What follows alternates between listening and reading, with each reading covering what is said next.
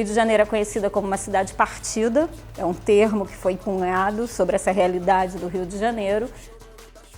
A revolução já começou, né? Acho que a gente poder existir no imaginário da cidade e não mais como uma cidade partida, como se a favela não existisse. We have to glue together the informal part of the city to the formal part of the city. We have to integrate, unite. Because everything that comes out of a favela goes into the rest of the world, and that's where this concept of interconnectedness cannot be denied. And so I think it's also important for people to get connected to the fact that there is a lot of poverty in the world, that there's massive urbanisation in the world, and this is where the favelas are coming from. I mean, now we have like 80–90% of our population living in urban, dense urban situations. And most of these are slum situations, and they're growing, and they're growing, and they're growing. Favela is a word that's Portuguese, Brazilian Portuguese, that represents communities or shanty towns or informal communities that have over time become more and more formal because of their concrete structures here in Brazil. But effectively there are similar places all around the world. Serious problems of exclusion for young people, issues around confidence and kind of schooling, teaching young people that they can't rather than they can. Most poor people are in the favelas, most black people are in the favelas, most violence among young people are in the favelas, most lack of infrastructure is in the favelas. Has to be done in the favelas so these people in their kids, in the future, deal with less problems they are dealing today. So I think it's about making urban centres and whole and trying to find ways to include those excluded areas into the mainstream. If we have a state that's deficient in the provision of its services and we have a problem in our face, what capabilities and resources do we have to use to turn this problem we have into something that can be useful and positive for the community?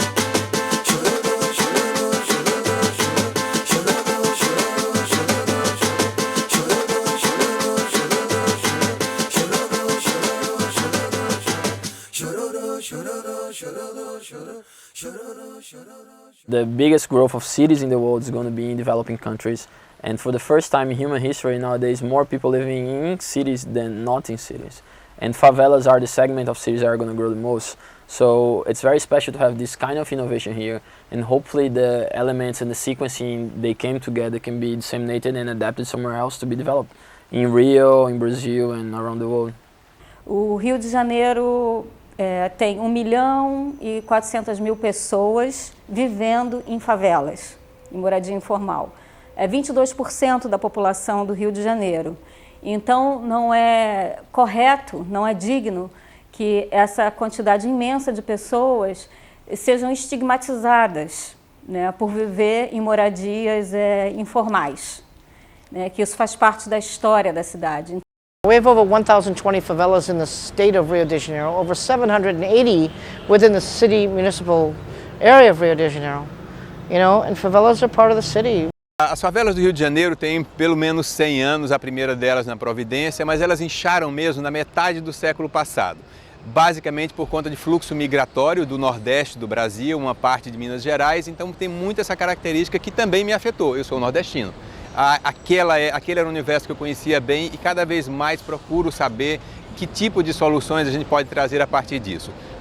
É uma coisa caótica, a cidade vai crescendo de uma maneira caótica, né? E as comunidades começam a se autogerir, né? A organizar o espaço da maneira como elas podem. Só que a comunidade ela não tinha como expandir, ela começou a expandir verticalmente. Então as lajes das casas foram servindo de pavimentos. Ao invés de ampliar a casa, se vira para um outro pavimento de uma outra família. Agora, traduzir favela por slum, né, eu acho equivocado. Quando você entra dentro das comunidades, você vai achar casas muito bem estruturadas, muito bem construídas, sabe? Com todos os tipos de conforto internamente, tem água, tem luz, tem telefone, tem internet. Não seria um slum. Seriam mais bairros que não têm serviços públicos, que não são ordenados, né, pelo governo. Existem várias realidades dentro de uma mesma favela e existem várias realidades de favela para favela. Cada comunidade tem sua realidade. Essa que estamos aqui hoje, ela tem mais de 100 anos, né? E se você perguntar se alguém quer sair daqui, eu vou falar que não, eu não quero sair daqui. Entendeu? Algumas são favelas associadas à pobreza extrema, como a gente viu na Maré, Manguinhos e tal. Agora, outras são favelas de círculos sociais de gerações, anos e anos. Eu sou de uma terceira geração. Se a mídia mostrar que um morador está simplesmente estudando, desenvolvendo um projeto, isso não dá muita audiência. Mas se mostrar que está tendo caso de violência, tiroteio, comparar uma favela com uma guerra entre dois países, quantidade de mortes que acontece, isso dá muita audiência. E isso acaba fazendo com que mostre para outros países e outras pessoas que aqui é violento, mas não é bem assim. So before I came to live in a favela, I used to look some novelas. When I was in Senegal, I see how people was from the novela. You know, they put the site just on how miserable are people, how poor are people. So I always have an idea about a favela. Favela is a place that is unsafe, that has drug dealer, that have this criminality and so on. And so you will never think that if you come to Brazil, the best place to stay is in a favela, you know. But when I was here, I really changed my mind. And I used to say that who want to know Brazil should come to of course, visit Ipanema, go to the other Brazilian nice places. But if you want to really know Brazil, you should also visit at least one favela. Quando cheguei aqui há 20 anos, o Rio de Janeiro era uma cidade que todo mundo amava pela beleza, mas que tinha um aspecto de decadência visível. E isso perdurou-se durante muito tempo. A gente se acostumou muito a ligar a televisão para saber qual é a nova tragédia que o Rio de Janeiro apresenta. Aqui, cada vez uma mais bárbara do que a outra. E isso muito ligado a uma questão de segurança pública que é bem mais complexa, não é só uma questão de repressão policial ou de continência desses domínios armados, mas envolve uma série de questões sociais. Agora, de um tempo para cá, surgiu uma nova política de segurança, que é a política das UPPs, ou seja, as unidades nos próprios territórios que antes eram territórios dominados por gangues e claramente fora da esfera do poder público aqui no Rio de Janeiro. É uma questão bastante polêmica, as UPPs, mas a meu ver bastante positiva. A gente hoje, tem 4 anos que existe essa política do Rio de Janeiro, possibilita com que as favelas tenham uma abertura nunca vista, pelo menos nos 20 anos que eu vivo aqui, acompanhando um pouco dessa questão. Eu tenho a impressão que antes da pacificação, o trabalho seria mais difícil. Pela violência local, eu acho que existe aí uma certa romantização do que era o tráfico. Eu acho que o tráfico continua existindo. Inclusive, a missão da UPP, da Unidade de Polícia Pacificadora, não é erradicar a indústria do tráfico. Este nunca foi o objetivo. Eu acho que o que não podia mais acontecer era aquela ostentação, né, de armas, aquela banalização das leis. Porque a gente precisa de segurança pública aqui também, como a gente tem segurança pública no asfalto. Eu acho que muito problema poderia ser evitado se a polícia tivesse uma outra postura, menos bélica, menos militar e mais humanitarista. Eu acho que não precisa ser tão militarizada, você não precisa de fuzil aqui em cima. Sim, a gente não está numa guerra. Então, eu acho que a gente tem que ter segurança pública, como a gente tem que ter utilidade pública, como a gente tem que ter moradia, como a gente tem que ter direito a tudo e qualquer coisa que qualquer outro, né, lado da cidade, qualquer outra área da cidade tenha. É um dever do cidadão, é um direito do cidadão. A cidade está passando por um momento de transformação e é interessante, né? É interessante ver que, independente das motivações, que a motivação seja os Jogos Olímpicos, Copa, ou que a motivação seja o petróleo, mas de alguma maneira a questão das comunidades e das favelas, ela veio à mesa. Eu atuo onde o Estado não investe, né? Uma pessoa da comunidade que nasceu ali, cresceu ali, que tem um poder diferente do que uma pessoa que vem de fora. O nosso maior inimigo é a fome, é a desestrutura familiar, é a falta de infraestrutura, é o esgoto a céu aberto, é a falta de água, é a questão da eletricidade, é a questão do lixo. Então, acho que é um momento de aprendizado, não apenas para a comunidade, mas para as organizações sociais também. A gente aprende muito com eles.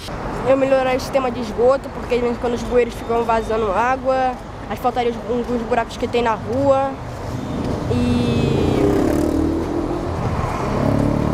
botaria mais pontos de ônibus, porque tem pessoas que tem que subir um pouco a Rocinha, daí você vai pegar ônibus. E botaria mais ônibus para rodar na Rocinha, tem muito pouco.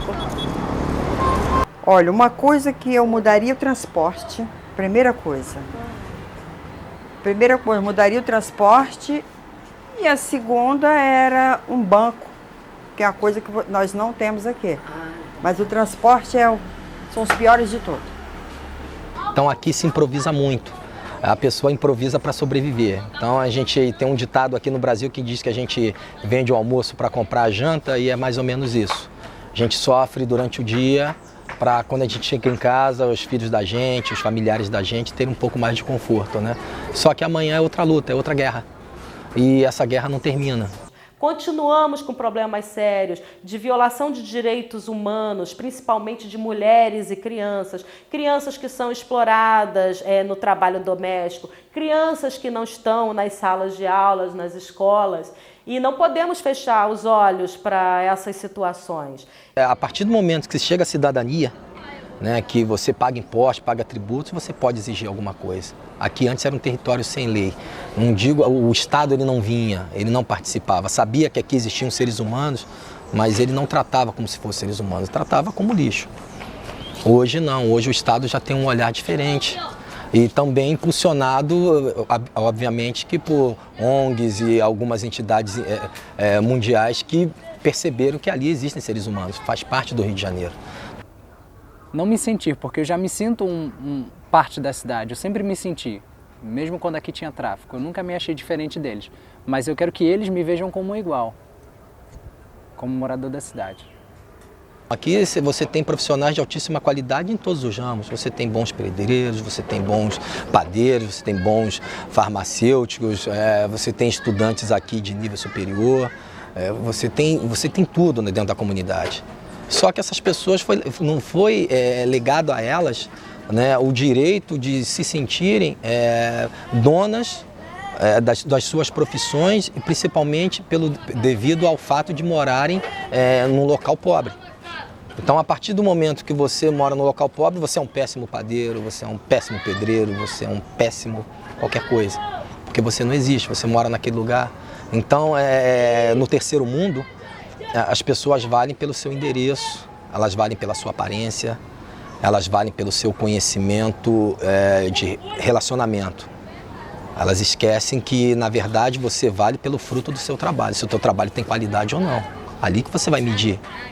E a comunicação, eu acho que a comunicação hoje, principalmente através das redes sociais, ela consegue dar essa força, a gente consegue ter uma mobilização. As redes sociais hoje, para mim, ela deixou de ser o bate-papo informal entre amigos, ou essa busca de pessoas.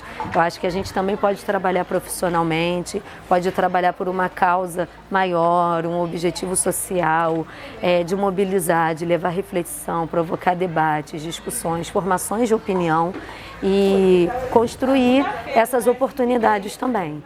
O momento nosso hoje ele é muito propício para que a gente institua dentro da comunidade, dentro da própria população do Rio de Janeiro, um olhar mais categórico, menos hostil e justamente de liberdade individual, que as pessoas possam sonhar, tenham o direito de sonhar e de realizar seus sonhos.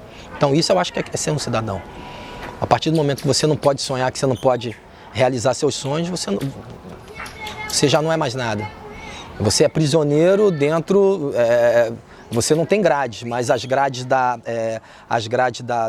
pobreza, as grades da opressão, as grades do preconceito, elas que vão te travando. Por que viver na favela tem que ser uma vida marginal? Por que não podemos transformar aquele espaço em um espaço digno de se viver? A favela tem cultura, a favela tem formas de vida diferentes e que também podem nos ensinar muito. Que nós temos muitos valores na favela e que a favela pode sim deixar de ser um problema e passar a ser uma solução. 2, 3, 4, 5, 6, 7, 8, 9, 10. Minha história de vida? História de vida, eu nasci, me criei aqui no Morro do Alemão. Estudava na comunidade aqui, vivi minha infância toda aqui dentro aqui. Minha infância foi boa. E uns 14, 15 anos me envolvi pro tráfico. Onde comprava quentinha pro tráfico, olhava uma arma, levava uma droga. Fiquei muitos anos nisso. Onde eu perdi minha infância, perdi amigo. E no tráfico conheci a literatura, conheci o livro. Foi quando eu me dediquei a estudar de novo, voltar a estudar. Passei a gostar do livro. Foi um meio de me libertar de tudo de ruim que acontecia na comunidade. O que me tirou dessa vida minha foi através da educação. Acho que a gente precisa mudar muito esse paradigma no Brasil em relação à educação. A gente tem que passar a enxergar a educação, como eu já tinha falado, investimento para o futuro. Pode ser que eu ou você, a gente não consiga ver os resultados disso, mas certamente meus filhos ou meus netos estarão vivendo num mundo mais justo se eu investir em educação hoje. E aí mudar essa ideia é muito difícil, mas é um desafio. De educação, a gente precisa de muito mais creches. A gente já conseguiu algumas. A gente teve 4 ou 5 creches construídas para a comunidade, mas não atende uma comunidade com 140 mil habitantes. A gente tem uma única escola de ensino médio, não consegue atender toda a comunidade. Se o garoto não for jogador de futebol, vai ser o quê? Tem que ter educação. Isso é a base de tudo. Eu acredito que, como dizia Monteiro Lobato, um país se constrói com homens e livros. Aqui no nosso país, aqui a gente é construído com homens e armas. Livros estão deixando de lado. Eu acredito que, para mim, o principal de tudo é a educação. Foi o que me trouxe até hoje aqui. Estar aqui hoje em dia foi a educação. Porque senão, só Deus sabe onde eu estaria hoje. Eu acho que o mais emocionante é ouvir o relato do aluno, porque a excitação da criança. Um exemplo, tá? E assim, emocionante. As crianças têm muita dificuldade com divisão, mas quando a criança entende a divisão, assim, eu já tive criança que caiu da cadeira, porque ela ficou num grau de excitação, finalmente ela tinha conseguido entender aquilo que não fazia sentido. Gente, sem brincadeira. A criança pode nunca mais voltar ao reforço escolar, mas alguma coisa ficou com ela. Um dia eu estava levando meu filho para a escola, meu filho mais velho, e aí uma menininha de uns 4 ou 5 anos me fez 2 perguntas.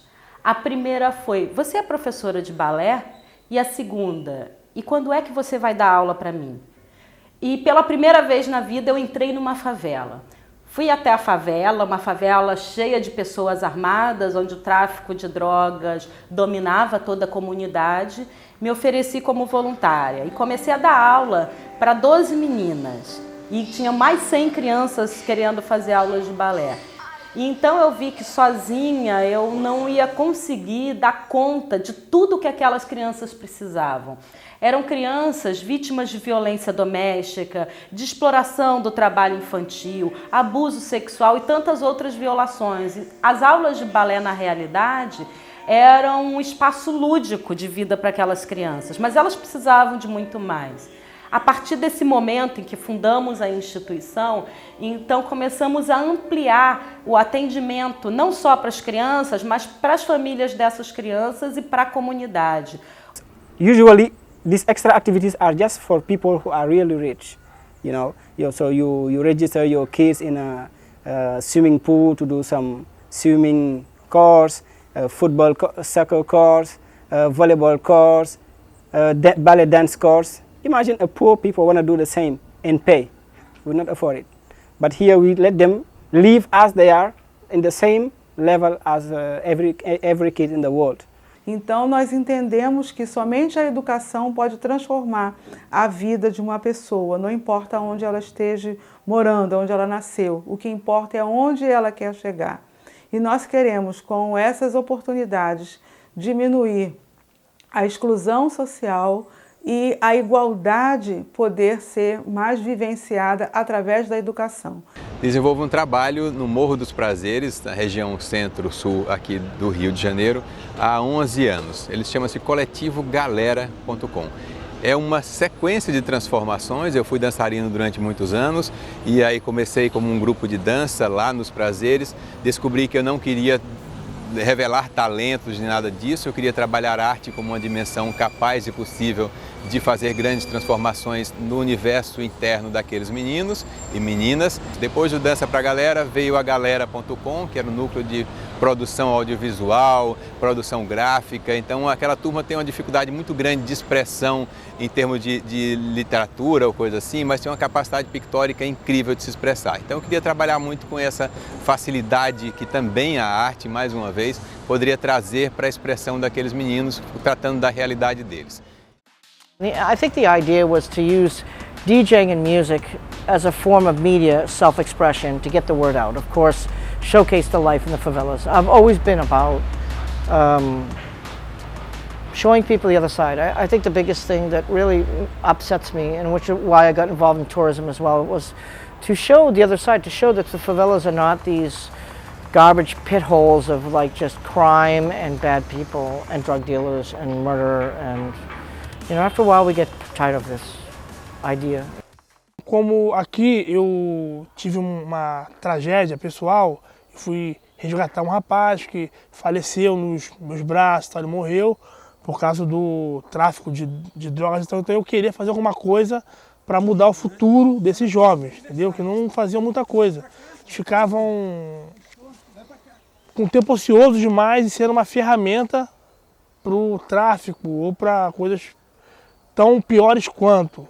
Então eu comecei a amadurecer e vi que com o jiu-jitsu eu seduzia os jovens com a minha arte marcial. Esses meninos estarem com uma outra cabeça hoje, estarem mudando, né? Ninguém mais fala em arma, ninguém mais se fantasia como se fosse, eu vou ser o melhor bandido do mundo. Antes era assim. Agora não, eles só falam de jiu-jitsu, jiu-jitsu, jiu-jitsu, 24 horas. I started Luta pela Paz primarily to access and engage young people that are involved in drug trafficking.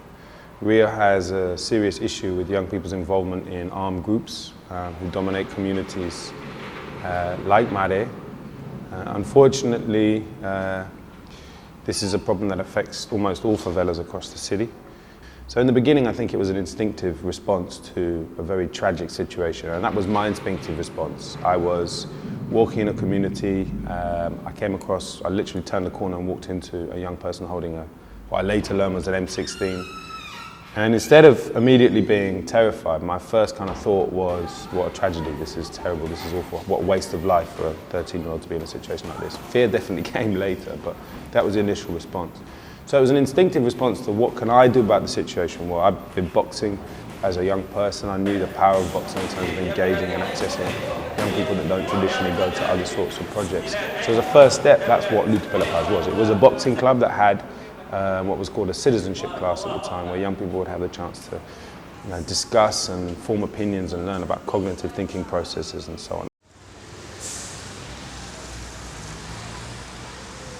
We're developed as beings living in green spaces, and we feel instinctively the need to have more of that in cities around the world. I think it's very special here because it has been done by the citizens of a favela in a developing country. Favelas have high density, low presence of autos, low carbon dioxide and greenhouse gas emissions. If we make infrastructure better, education, health, security, it can be a model of sustainability for developing cities around the world. So I think this is the most crucial time to start working on environmental issues, because after that they'll start to become more like the formal city where it's really hard to change the way we live. So I think this is a really good opportunity to start imagining new ways to live in a city and live in harmony with the environment. Então a ideia aqui é tirar o lixo. O foco, a filosofia do CITIE, o foco é lipoaspirar a terra, tirar o lixo que está na superfície da terra e cavucar e tirar o lixo que está lá de baixo, entendeu? Não é aquele cara que vem só e tira o lixo, joga e vai embora. Nossa filosofia é limpar a terra, lipoaspirar a terra para a gente plantar. Aí daí vai surgindo o quê? Reciclagem, horta, paisagismo, frutas, e depois disso aí vai ter o quê? Educação ambiental, educação com criança, com horta. Quer dizer, mas a primeira coisa é limpar a terra, entendeu? O que a gente quer é transformar o que é feio em bonito, entendeu? Transformar lixões em paraísos como O nosso projeto visa a diminuição do lixo dentro da comunidade. A ideia do Reciclarte foi que a gente trabalhasse, né, com lixo seco, só que no começo não deu muito certo, porque assim, as pessoas não dão valor ao lixo, essa é a verdade, né? E aí a ideia do Reciclarte agora, em 2013, é que a gente faça bolsas feitas de caixa de leite, e essas bolsas vai ser produzidas para o público gay, que é o público LGBT, entendeu? E as bolsas vão vir com frases de efeitos contra o preconceito, contra a homofobia, contra a violência. E a ideia é que a gente trabalhe, né, com a nossa comunidade. Apareceu na televisão que aqui era a comunidade mais suja do Rio de Janeiro. Aí meu amigo Nivaldo se indignou com isso aí. E poxa, caramba, a gente mora no lugar mais sujo do Rio de Janeiro e a gente não faz nada para mudar isso aqui, cara. E até então a gente tem conseguido mudar a consciência da pessoa, que era a nossa intenção, primeiramente, né? Para não jogar lixo em lugares indevidos, para a gente começar a limpar a comunidade. Hoje, a gente vê que isso, o lixo, na verdade, hoje o lixo traz problema. Mas o problema todo hoje não é o lixo. O problema todo é a logística disso, entendeu? É como trabalhar o lixo. Falta também a ausência do poder público é muito grande aqui na comunidade. Então a gente pensou em fazer, como eu também sou músico e gosto de compor, aí eu comecei a fazer músicas de conscientização ambiental, comecei a jogar nas rádios comunitárias, entendeu? Aí o pessoal passa na rua, pô, essa música tocando direto, não jogue lixo no chão, vamos jogar em lugares devidos, coisa e tal, não sei o quê. Aí o pessoal pegava o lixo, né, e jogava no lugar certo. Quando tinha lugares que o pessoal não ouvia, aí tinha isso aqui, ó, essa plaquinha que a gente arrancava, né, que não usava mais, né, nas campanhas. Então a gente começou a jogar essas plaquinhas em todos os becos da comunidade, né, dizendo: galera, jogar lixo no chão, não, que é uma ideia genial, né, e também a gente usa material reciclado. Então, se os governos apoiassem essas iniciativas, eu acho que a gente poderia criar as comunidades mais saudáveis, um Rio de Janeiro mais saudável. Se eu tivesse o dinheiro, eu investiria nesse projeto, porque é um projeto que está dando certo, e a gente está replicando e está dando certo. E tem muito jovem que está vindo pelo esporte e já está a nível de seleção brasileira, como eu já estou na seleção brasileira através do projeto. Se não fosse o projeto que confiasse em mim, onde eu estaria esse ano? Desde os 14 anos. Poderia estar preso, poderia estar morto. E hoje, meu objetivo é a Olimpíada. Falta hoje, não apenas no Brasil, no Rio de Janeiro, mas essa ponte entre investidores internacionais e projetos locais.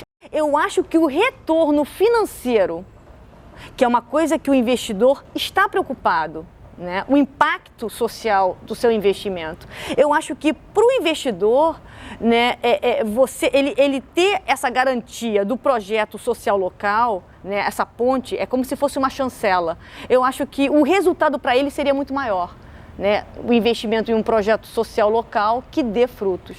E eu acho que você, com essa experiência, você está tendo a oportunidade de experienciar esses projetos sociais locais, né? Porque de outra forma, como é que o Canadá, como é que a Indonésia, como é que a Tailândia ficaria sabendo de um projeto no Brasil e vice-versa, né? The beauty of having this local, global thing going on is these networks. You know, we're all living in this kind of cyber world that we can access people and resources like that from anywhere. E eu acho que a grande característica desse trabalho é que é exatamente fazer parceiros.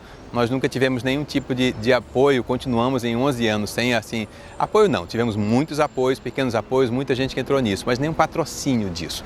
Então as ações que a gente foi desenvolvendo foi em cima de uma coisa que a gente chamou de INGs, indivíduos não governamentais, que era uma brincadeira com as ONGs, e aí a gente chamava de que era um passo acima do simples voluntariado, mas abaixo da complexidade de uma ONG.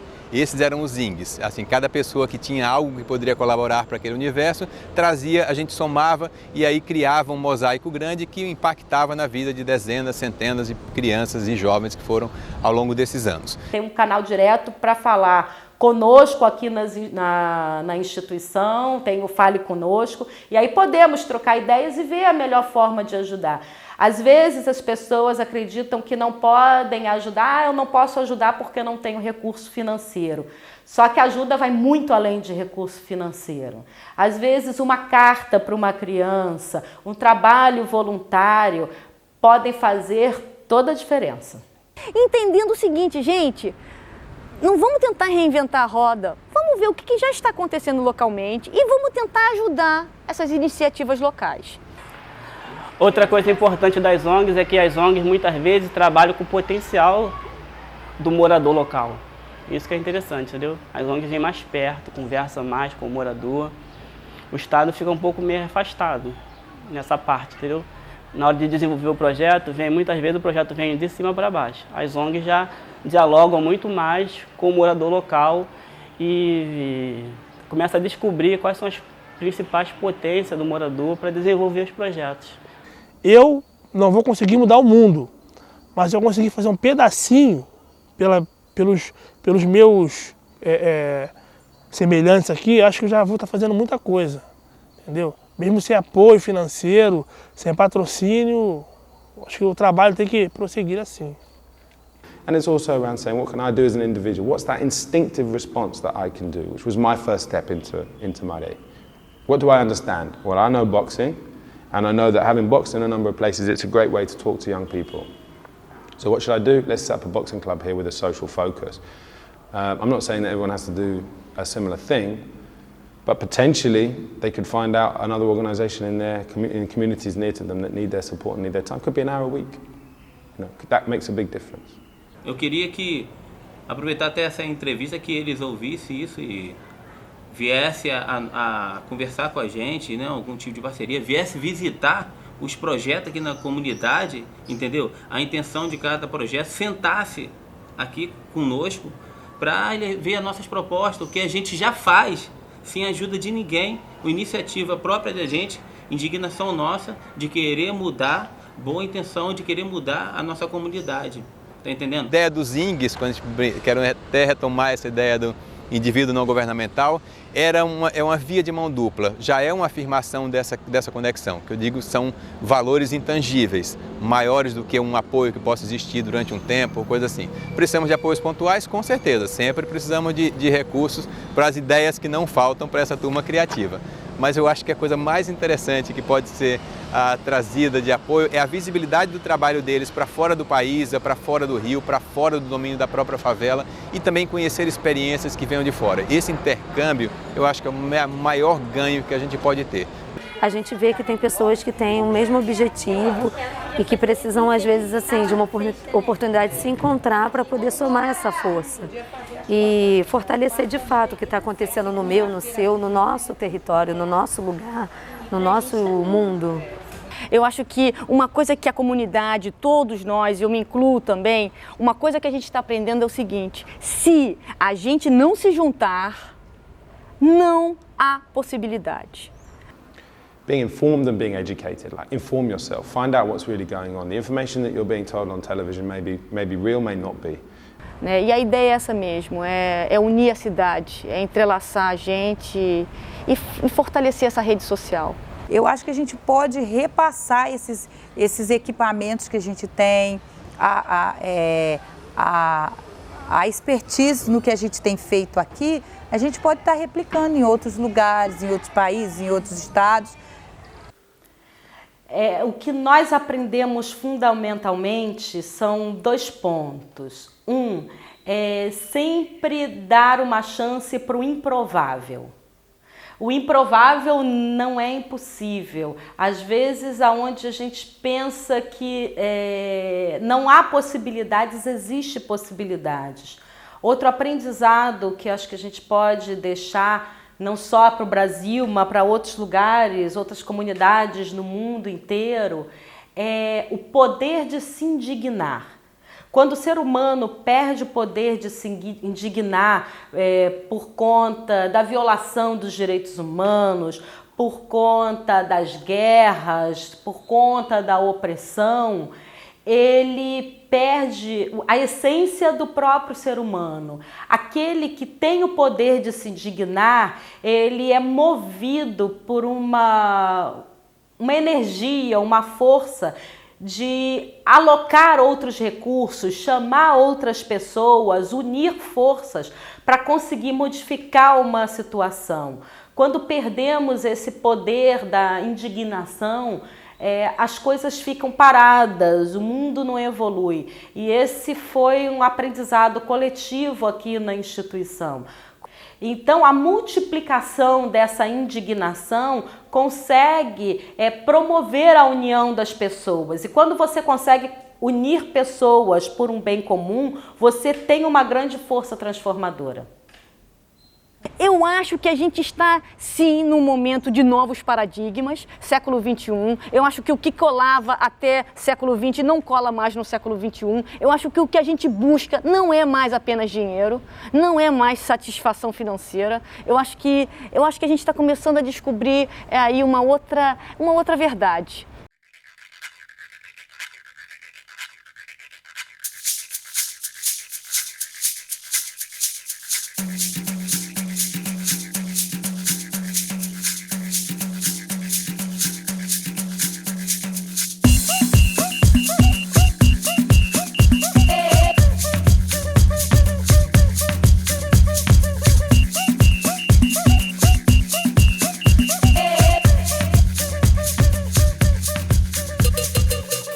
Direito de ir e vir, direito de escolha, liberdade para as crianças brincarem, correrem na rua. A maioria das casas não tem muito espaço, não tem um bom quintal, então as crianças brincam, correm, aproveitam principalmente as férias até altas horas. Antigamente, pelo menos na minha comunidade, não havia essa liberdade de correr, soltar pipa, jogar um futebol de rua. E direito é isso aí. Eu vejo muito isso. Aqui tem muita gente boa, muita gente... A coisa melhor que tem dentro da comunidade são as pessoas, ou a própria comunidade em si. Né? O sentimento de solidariedade é muito grande. Um ajuda o outro, né? Um vizinho está sempre preocupado se o outro está com alimento, se não está, ou se tem uma fumaça dentro de uma casa. Será que está acontecendo algum incêndio? Alguém dormiu com a panela no fogo? Tem um ferro ligado? É um sentimento de união e solidariedade que às vezes falta em muitas partes do país, né? Até mesmo do mundo.